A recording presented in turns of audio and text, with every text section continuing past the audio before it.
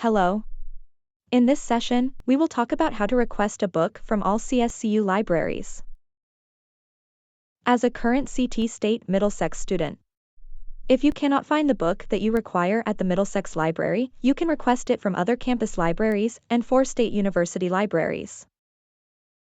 Go to the library's homepage and click More search options.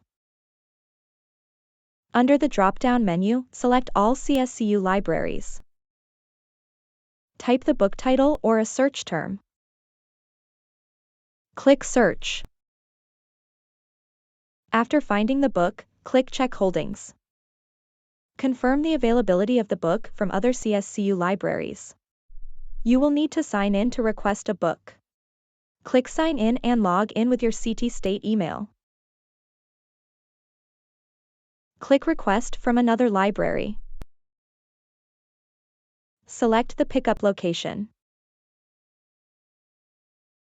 Then click Send Request button.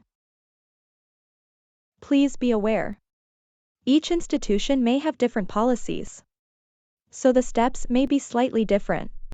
Contact the library if the book is not available through all CSCU libraries, or if you need to request an article. If you need help, please feel free to contact us. I look forward to working with you.